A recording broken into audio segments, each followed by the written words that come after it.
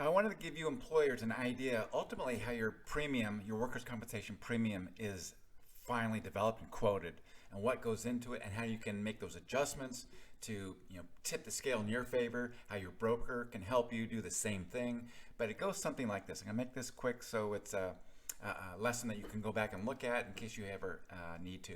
But the Work Comp Insurance Rating Bureau creates an advisory rate for the Department of Insurance that blesses it and sends it out into the industry.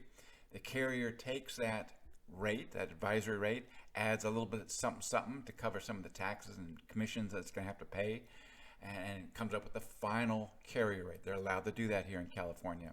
In this example, let's say they come up with a final 5.5 for landscapers, class code 0042. So covered payroll for their small landscaper, $100,000 divided by 100. That's called covered payroll.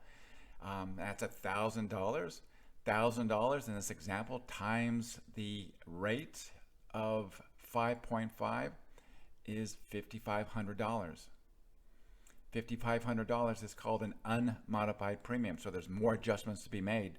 Now we got to factor in the XMOD. Did you have a good year or bad year? In this case, they've had a series of bad years that gave them what's called a debit mod. 100 is par, zero point 0.8 would be great. You're doing better than expected. In this case, they're doing worse than the carrier and the Work Comp Insurance Rating Bureau expected. So you get penalized. So $5,500 gets up to $6,600. And the underwriter can work in your favor or work against you based on kind of their sense of the industry, their experience with you. They're looking at your losses.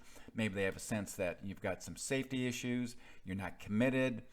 They're seeing some trends that make them worried about your particular industry. They're seeing, poor return to work. There's a lot of litigation. You've got a number of claims above $50,000. Your incident rate, your safety rate is in question. The metric cost per FTE, and I can explain that in another video, is high for your particular industry. They don't have a sense that you have any mitigation plans for what's going on. Your broker can advise you how to address these issues, put together a mitigation plan, and frame the argument as they go into marketing and negotiations with the underwriters so they can tip the scale and make them a little more favorable of your particular company based on their knowledge of your industry and working, the markets obviously.